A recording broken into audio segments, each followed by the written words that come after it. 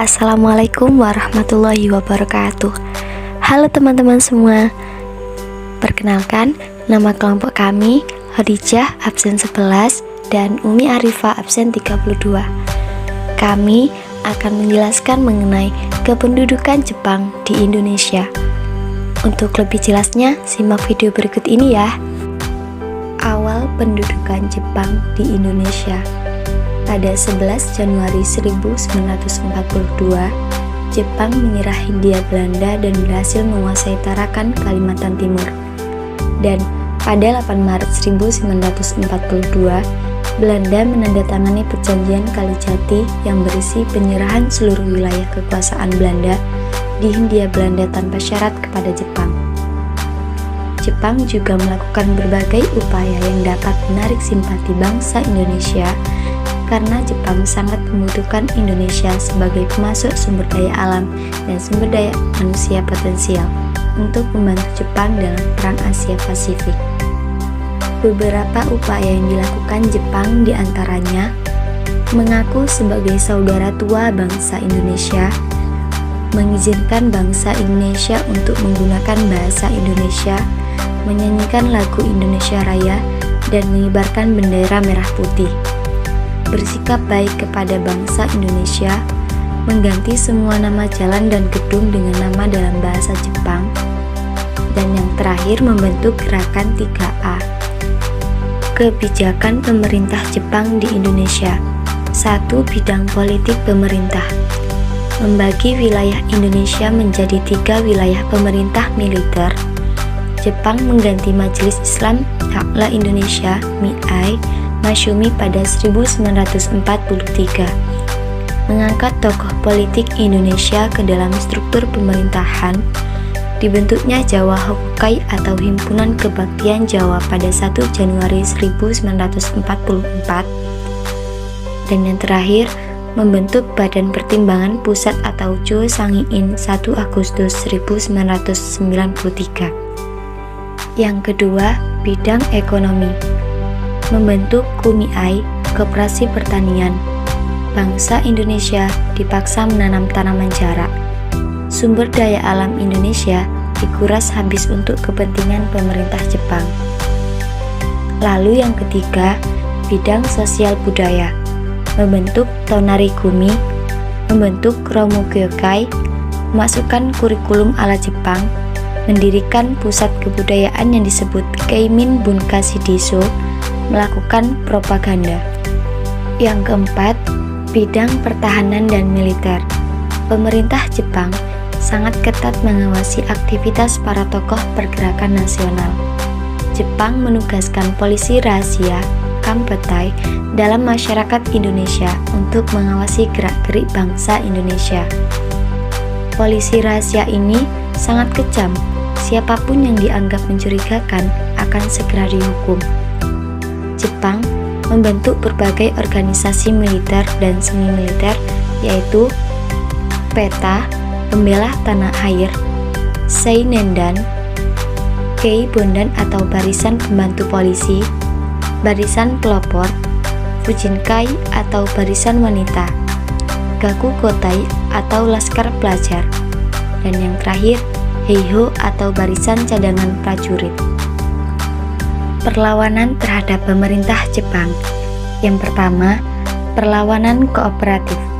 Beberapa tokoh nasionalis yang sebelumnya bersikap non-kooperatif memilih mengubah strategi perlawanannya karena melihat pemerintah militer Jepang yang sangat tegas dan kejam dalam menindas kelompok pejuang kemerdekaan Indonesia. Yang kedua, perlawanan bawah tanah. Disebut juga dengan gerakan bawah tanah, merupakan gerakan non-kooperatif yang dilakukan secara diam-diam. Bentuk perlawanan ini banyak dilakukan oleh kelompok pemuda yang menginginkan kemerdekaan tanpa kerjasama dengan Jepang. 3. Perlawanan bersenjata. Perlawanan rakyat di Sukamanah, Tasikmalaya dipimpin oleh Kiai Zainal Mustafa. Perlawanan rakyat Aceh di Chotpring yang dipimpin oleh Tengku Abdul Jalil.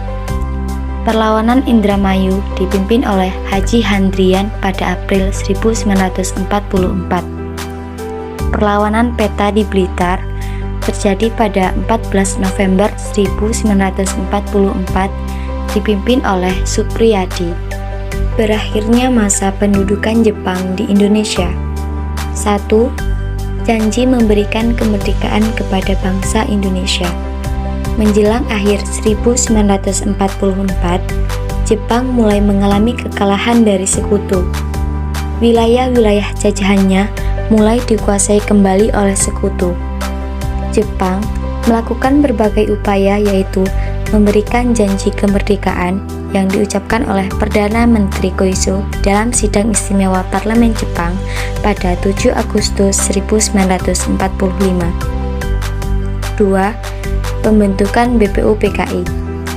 BPUPKI atau Dokuritsu Jumbi Kosakai dibentuk pada 1 Maret 1945, diketuai oleh Dr. Rajiman Wedyodiningrat dan wakilnya R.P. Soerono. Keanggotaannya berjumlah 60 orang dari berbagai kalangan masyarakat dan 7 orang Jepang sebagai anggota istimewa. Tujuan dibentuknya BPUPKI adalah menyelidiki berbagai hal segala bidang kehidupan yang diperlukan sebagai pembentukan negara merdeka. 3. Pembentukan PPKI. 7 Agustus 1945, BPUPKI dibubarkan dan digantikan dengan PPKI, Dokuritsu Junbi Inkai. Anggotanya berjumlah 21 orang yang dipilih oleh Marsekal Terauchi, akan tetapi ditambah kembali 6 orang tanpa sepengetahuan Jepang. PPKI bertugas mempersiapkan kemerdekaan Indonesia. 4. Kronologis kekalahan Jepang oleh sekutu. Kondisi Jepang dalam Perang Asia Pasifik semakin memburuk. Satu persatu wilayahnya mulai diambil alih oleh sekutu pada 2 kota utama Jepang. Pada 6 Agustus 1945, kota Hiroshima dijatuhi bom atom. Selanjutnya, pada 9 Agustus 1945, kota Nagasaki dijatuhi bom atom. Pada tanggal 14 Agustus 1945, Jepang menyerah tanpa syarat kepada sekutu. Pengaruh masa pendudukan Jepang terhadap kehidupan bangsa Indonesia. Di bidang sosial budaya, berkembangnya struktur masyarakat yaitu RT dan RW. Penggunaan bahasa Indonesia secara meluas. Pemerintah Jepang membentuk sebuah lembaga kebudayaan Keimin Bunka Shidoso. Pemerintah Jepang juga membuat Persatuan Artis Film Indonesia (Persafi). Pemerintah Jepang juga menetapkan sistem pendidikan formal SD selama 6 tahun, SMP selama 3 tahun. Kedisiplinan pemerintah Jepang juga diterapkan dalam pendidikan Indonesia dengan mewajibkan upacara bendera sekali dalam seminggu. Pengaruh masa pendudukan Jepang terhadap kehidupan bangsa Indonesia di bidang militer. Salah satu dampak positif dari masa pendudukan Jepang adalah pelatihan-pelatihan militer dan semi-militer yang diajarkan oleh tentara Jepang. Pada awalnya, pelatihan kemiliteran ini merupakan upaya Jepang memperoleh bantuan pasukan cadangan. Keterampilan militer ini yang akhirnya dapat dimanfaatkan dalam perjuangan mempertahankan kemerdekaan Indonesia kelak. Sekian yang dapat kami sampaikan, kurang lebihnya mohon dimaafkan. Semoga yang telah kami sampaikan bisa bermanfaat bagi kalian semua. Sampai jumpa. Wassalamualaikum warahmatullahi wabarakatuh.